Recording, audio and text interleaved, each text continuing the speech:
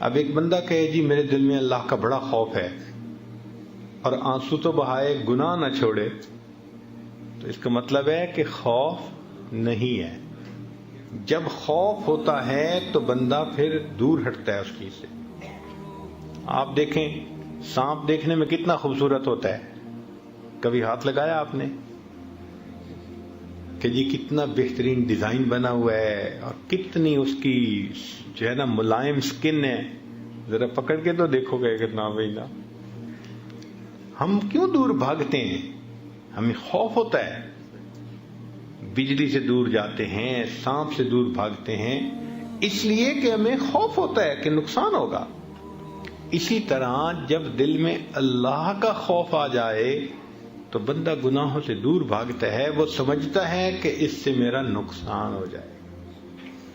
ایک لفظ ہے حزن اور ایک ہے خوف۔ حزن کہتے ہیں اندر کے غم کو، اور خوف کہتے ہیں باہر کے صدمے کو۔ تو حزن انسان کو کھانا پینا چھڑوا دیتا ہے۔ غمزدہ وہ بندہ کھانے کو دل ہی نہیں چاہتا۔ بیٹا فوت ہو جائے، نہ ماں کھائے گی نہ باپ کھائے گا کھانا، وہ جی دل ہی نہیں چاہتا۔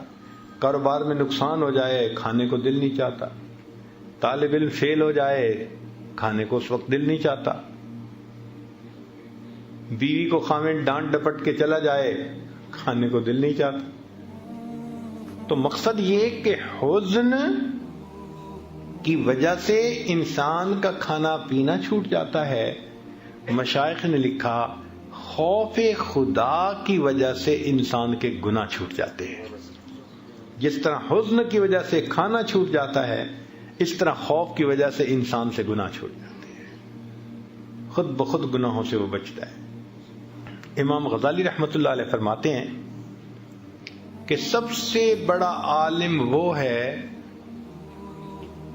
جس پر گناہوں کی مضرتیں زیادہ کھل جائیں۔ ہم تو سمجھتے ہیں نا کہ بڑا عالم وہ کہ جس کو باتیں بڑی آتی ہوں، نہیں۔ امام غزالی رحمۃ اللہ فرماتے ہیں کہ سب سے بڑا عالم وہ ہے جس پر گناہوں کے نقصانات زیادہ کھل جائیں۔ کیوں؟ پھر وہ گناہوں سے بچے گا، یہ بڑا عالم ہے۔ لا الہ الا اللہ، لا الہ الا اللہ، لا الہ الا اللہ، لا الہ الا اللہ، لا الہ الا اللہ، لا الہ الا اللہ، لا الہ الا اللہ۔